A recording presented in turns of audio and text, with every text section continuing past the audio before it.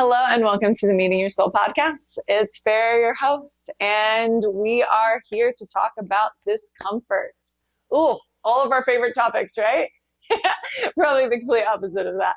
I have been presented with all of these opportunities the past couple of weeks to lean into things that I don't like to do or things I've never done before. There is this season of change within Vata season, which is, pulled from the Ayurvedic traditions, which is a sister science to yoga, and fall is the time of Vata, which is associated with air and ether, and is this mutable time where things are changing, they're shifting, the leaves are falling, seasons are changing into hibernation. We're coming from the heat of the summer to the cool of the winter. And it's kind of that in-between time where inevitably there's going to be some things that get shaken up during this. It's definitely often linked with this idea of letting go, of shedding, of relinquishing what was in order to make space for something new to grow, something new to be born again, And I've been really fortunate, as I like to remind myself, that I have these opportunities to grow for growth, but at the same time that, over the last few years of me getting to know myself on a deeper level, to be able to trust myself more and more every day, that I'm able to approach them from a place of certainty, not with necessarily what the end result is going to be, but more or less a connection with myself and my intuition as that leading force in the direction that I'm headed, knowing that wherever it takes me is in alignment with what I'm truly here for. And the reason why I'm able to trust that is through practice. It definitely is. I'm not a discomfort kind of person. You know how some people thrive in it. They're like, oh, I want to feel uncomfortable. I want to push myself to that limit. I want to go, force, I can do this. And it's almost like they achieve, or pressure kind of helps them accelerate or excel in a different kind of way. That's not necessarily the case for me. Okay. So I'm going to start off with that from the jump. I'm not one of those people. I can thrive under pressure. I can perform if I need to, but to say I'd rather have assessed and proactively done everything at a leisurely pace beforehand would be more my style. That's more my approach, is I want to do all the things, but at the time, and one thing, I don't want to feel rushed. I don't want to feel overwhelmed. That sends my nervous system into a tizzy. And then when there's things that they're completely out of my control and I have no way to predict, I'm like, okay, it's okay because I've handled all of these other things. And if this is the one thing that throws me off, then fine, let it be, So I just want to preface this whole conversation with the fact that I am a creature comfort person to the max. I'm a Taurus moon. We move slow, intentionally, and we like things to feel good, to say the least. And I am, I also have a Leo ascendant, so bitch can roll with it if we need to. But do I want to handle my life like that? Absolutely not. And so I understand, and especially over the last 10 years, I have recognized the power of discomfort, of something being challenging, being risky, the uncertainty that comes with doing something new, to embrace change, that recognizing change is the only constant, that it's inevitably going to occur, so why resist it? I can move with these seasons, I can move with transitions, but are they challenging for me? Hell yeah. Is it always something I want to deal with? Fuck no. And so, but it is a part of life, right? We can all agree that change is inevitable. It is the most constant thing that we can anticipate. And the only thing we can predict is things will change over time. And if that's within ourselves, it's within our relationships, it's within other people, within our environments, all of it. And so how do we handle that with more ease, with more patience, and with more curiosity, so that when the opportunities present themselves, that we're able to move forward from a place of trust, of alignment, and groundedness, truly, so that it's not as life altering or jarring as it could be otherwise. And I know that embracing discomfort allows us to push ourselves to new limits. If we're not in discomfort, if we're not feeling, like things are a little bit out of, we can't necessarily control every single aspect of it, that means we're probably growing. That means that we're probably doing something we've never done before, or we are, elevating our lives in some way, because it's never something we've been exposed to before. It's the first time. There's first time for everything.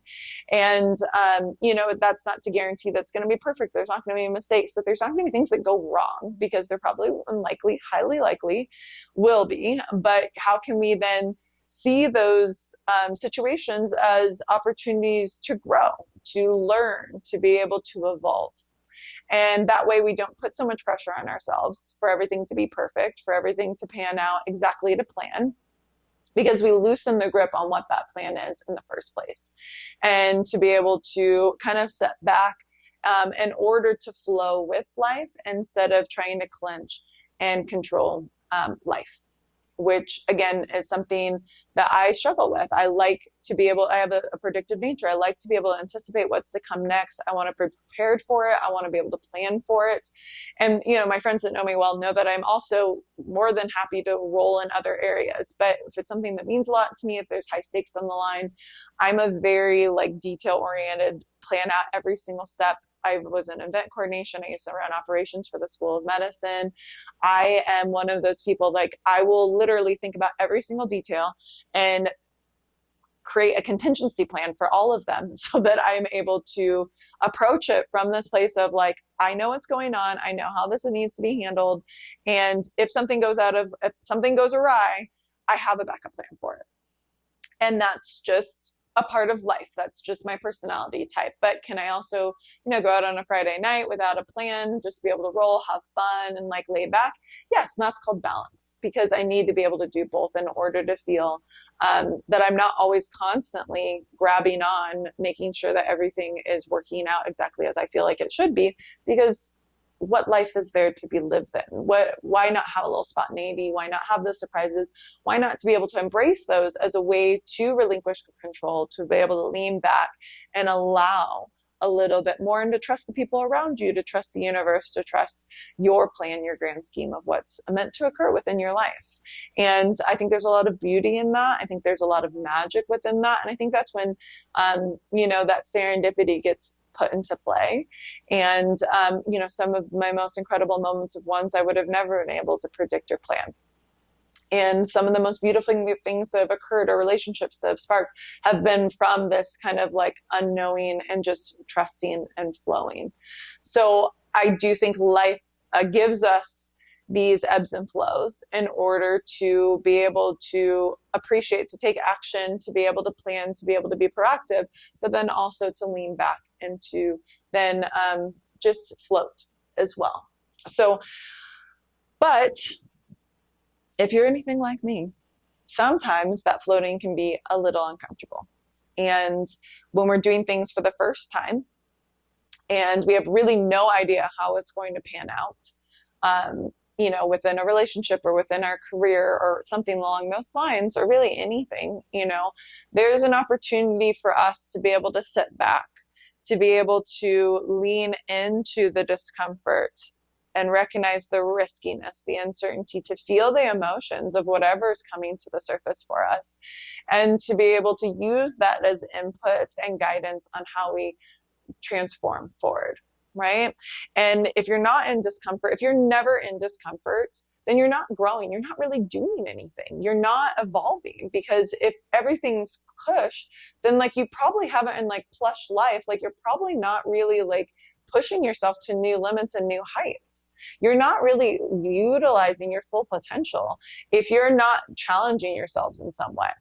And that's just the matter of a fact, right? So I implore you to be able to kind of just ease into this and to consider this for yourself. What does this mean for you? What's some areas that are calling you to change? What areas is ushering you into this next chapter? Where are you getting invited to lean into something new? And can you allow yourself the opportunity to be able to embrace it, to be able to roll with the punches, to be able to trust yourself, your intuition, and the signposts that are being offered to you from the universe in order to navigate your way forward. And I'm just going to offer up a few things that I do in order to ground myself when I'm going through a lot of transition. And to say that I've gone through a lot of transition in my life would be an understatement. I have, had the pleasure of, changing my life within the last couple of years and the opportunity to do so. But that was incredibly uncomfortable every step of the fucking way. Like from leaving a long-term relationship to moving on my own for the first time, to shifting my career slightly, to moving cities, to starting new friend groups, to really growing in every single way possible, like cutting off different relationships, opening up the opportunity for new ones, to be dating again after 12 years in a relationship. Like when I say I have like fully leaned into the uncertainty of life, I can say that with confidence now. And to traveling alone for the first time, to going places I'd never been before, to everything, and like I commend people that jump in with both feet, and I do, to a certain extent. I love adventure. I love something brand new. I love the excitement of starting a new project. Those are all things I actually enjoy. But at the same time, I also am one of those people that likes to preventatively eliminate as many like uncertainties as possible, to be able to say, okay, this is something new, but I'm going to research it as extensively as I need to understand it. I'm going to look up like traveling. Okay, I'm going to this new place. I've never been there before, but I've looked up all the restaurants in the area. Where are the hot spots? I've read 6 blogs on people that have traveled there that I trust their opinion. Things that I should know in advance before going there in order for me to like have any hiccups when I get there. My travel plans are all optimally planned around like all my obligations, so I should be able to be free. But if not, I have a backup for who it needs to be contacted. Like I swear to God, I really am that person. But then I leave some up to chance, right? So then I do that, but I'm like, okay, I have these things like, scattered and planned, but then I'm going to leave a little bit just for the serendipity, for the universe to work its magic, and for something to happen that I could have never planned or predicted. And, I've said this, like some of the most beautiful moments of my life have been ones that I would have never been able to anticipate. Not in a million years would I have ever imagined them to be true. But because I was grounded in who I was able to show up authentically and fully, that I was able to kind of handle what was occurring in front of me because I had everything else kind of securely fastened. I was able to kind of find that creativity of the moment, of the free-flowingness, of the magic, truly, of what was going on in front of me. And I would say that if you're in a position and an opportunity for growth or something you've never done before, first and foremost, you don't need to be fearless. Like, it's okay to have fears. Nelson Mandela said, it is not the brave man who doesn't feel fear. It's the brave man that feels fear and does it anyways. So like, you can lean into your courage and still feel afraid. And we've all been there. Every single person I know has been afraid of something. And you have a choice in that moment, though. Do you move forward? Do you take it? Do you take this opportunity? Do you jump in? Or do you pull back? And I think trusting yourself to know whatever that right answer is for you is first and foremost the most important thing that you can do. But I think that to be able to really know what that answer is that you need to breathe. Like, I know that sounds so simple, but we have talked about it in the podcast with Trevor. When you're able to control your breath, when you're able to be in tune with your breath, to be able to listen to it and to be able to anchor into it, that's how we control our nervous system. That's how we keep ourselves calm. That's how we prevent ourselves from falling into the amygdala, into that fear-based mindset, and we stay in our prefrontal cortex. That's when we stay in our limbic system to be able to channel, use our higher reasoning skills to be able to approach something from a cognitive place, to be able to say, I'm not going to overthink this, but I'm also not going to let my ego jump in and like tell me all the things that are going to burn up in flames and be a complete catastrophe if I take this route because I've never done it before and I'm afraid. So like simply breathing makes a world of a difference. And I swear to you, on my life, I do that all day, every day. That's like a constant. If I'm stressed at work, I take a breath. I have breath breaks scheduled for 1:11 and for 4:44. Every single day, I take a moment and I pause. I also meditate every morning as a conscious way to start my day from that place, to be able to calm my nervous system, to listen into myself, to tune in order for me to come from a more just grounded place from the very jump, like from the very start of everything that's occurring. And then the second thing I do is I really pause. I try to not immediately feel like I have to have the answer, that I have to take action like in that very second. I'm going to breathe and I'm just going to be there for a second. And then I'm going to ask myself some questions. Why is this uncomfortable? What is the story that I'm making up in my mind? Am I choosing? Why am I choosing this thing that feels uncomfortable? Why do I feel like I'm getting pulled in this direction? How does challenging myself actually make me stronger? What am I learning in this moment? And you don't have to ask all of those questions to yourself, especially if you're like, bitch, please, I'm like in the middle of doing what just that. I know, I feel that too. But it's like to be able to pause, and even like, again, the planner in me, it's like have 3 things that you know are your go-to questions. Like, so that when in the moment where you might feel flustered, again, you anchor back down. So it's like breathe, pause, and think, where do I feel uncomfortable? Why do I feel uncomfortable? What is my body trying to communicate with me? Am I choosing to feel uncomfortable? And why am I choosing this? How can I grow? How can I become stronger? How am I evolving in this moment? Whatever works. And maybe I would implore you to write down 3 questions that you can ask yourself when something comes up uncomfortable, especially if you know you're going into something that's going to be brand new for you this week or in the next month. Being able to write down like, okay, when these feelings arise, when I feel my chest start to tighten, or if I feel my breath start to quicken, or I feel a little jittery, or I just feel a little overwhelmed and I'm feeling a little panicked, what can I do in order to resort back to my prefrontal cortex and calming my nervous system? That alone will change everything for you. It will shift you out of this fear-based mindset and will shift you into your higher cognitive reasoning skills. And when you do that, you're able to approach something from a place of like intention, of bravery, of growth, of curiosity, a willingness and openness to see what is occurring from a more expansive growth mindset. And when we shift into growth mindset, that's where the magic happens. That's where change happens. But from a place where we can feel like we're not fully in control, but we're at least aware and we're in tune with it. And we're using our intuitions as that guiding light instead of our ego and fear. And that simple change can really kind of alert you into maybe what your past patternings have been, where you tended to maybe just resort into fear of like, oh shit, this is all going to fall apart. I'm not equipped to handle this. I don't know what I'm doing. This is all going to blow up in flames.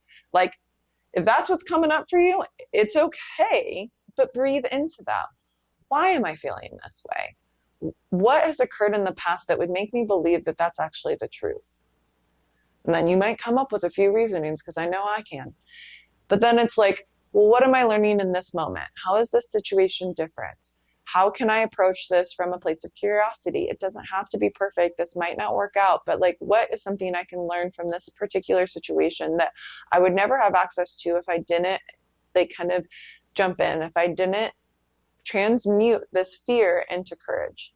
Are able to really assess kind of how you're feeling about a situation, to be able to lean into the uncomfortable feelings that are coming up for you, and to be able to really kind of assess what information that they're providing, then I really do encourage you to tap into your intuition at that moment, to be able to pull in all of the data that's coming up for you, and then to be able to ask yourself, okay, what do I need to do? How can I approach this situation? What is, a way for me to be able to handle this with more ease, that's in alignment with what I desire and what I'm striving to create? And when we do that, we give ourselves the opportunity to not only use our higher cognitive reasoning skills, but also we tap into our intuition and we're able to use our higher self, our Atman, our guiding light, that signpost, to be able to help direct us in the motion that is in alignment with kind of truly what is intended for us. And I always say this through and through is like, there's a bigger plan at play, and I'm not always fully aware of what that plan is. But what I can trust is that if I ask my intuition and I trust that whatever answer I receive is going to guide me into the direction that I need to be. And but if I'm in the ego, or if I'm in fear, or if I'm really coming from a place of lack and not enoughness in any capacity, that's probably going to steer me in a direction that's going to keep me small. It's going to keep me limited, and it's going to keep me exactly where I don't want to be, exactly, to be perfectly honest. And it's going to hinder me from being able to expand, to be able to let my wings out, to spread my wings, and to truly fly in the way that I was intended to. So tapping into your intuition is that kind of like X factor within life that we're only able to really hear if we're calm and if we're centered in the first place. Okay. So if you are and I think when we're in discomfort, it's like the last thing that we feel is like all safe and secure and relaxed, right? Like everything probably feels like out of sorts, and we're like, what's going on? I don't know what to do. And then things start to pick up, our nervous systems shoot through the roof, we shift into flight or fight or flight, excuse me. I was going to say fear, but like fight or flight mindset. So everything's going to, again, we're going to go into that more primal state of like approaching something. But if we can breathe, if we can calm, if we can turn on our, prefrontal cortex and be able to just assess what's occurring, and then to be able to shift and then move from there. And then again, to dig even deeper and to tap into our intuition. And then from there, move from that place of power, move from that place of strength, from love, and from connection to our highest self. And then when we do that, then we can just move forward with confidence. Okay, we've leaned in, we've tapped into that answer, we've received that guidance, and now we move forward. And I was in a situation the other week where I was doing something I've never done before. And I was like kind of freaking out a little bit, I'm not going to lie to you. I was like, oh my God, I feel so uncomfortable. I've never had to do this. Like, I don't even know what to say. I don't even know how to approach this. And I was just like geeking out, to say the least. Okay. I was like, oh. And so I was like, okay, fair. I'm like, okay, I've never done this before. We're just gonna we're gonna take a breather. We're gonna chill. We're relaxing. We're breathing in. We're breathing out. Okay, why do I feel so uncomfortable? Why is this so foreign to me? What is coming up for me? I allowed myself to just kind of flow through those answers. I was in a social situation. So then I was like, okay, it's cool. I'm good. Chatted with my friend for a second. I was able to divulge all of the information of what was coming up for me. And then I was like, okay. And then I leaned into my intuition. I was like, okay, intuition, I haven't done this before. This is new for me, but what do we need to do here? How do I need to approach this? And I received the guidance, and I was like, okay, these are two things I need to focus on. It was not overcomplicated. It was very concise. I was like, okay, this is what I'm going to do. I did that, and boom, that shit worked out so good. Okay. But I never been in this scenario before. And again, I'm telling you, I like things that I've done before. I don't like to be thrown off guard. And so I was like, okay, but we're recognizing, we're growing, we're learning. And then I moved forward, and I was able to do from a place of authenticity, to be able to show up fully, to be able to own kind of how uncomfortable I felt about it, but then to be able to navigate, but I trust myself. I know my worth. I know who I am. And so if I, again, approach anything from that place, at least my intentions are going to be heard. They're going to be seen, and it's going to be able to be received from this very, kind of compassionate way, because I'm showing myself that.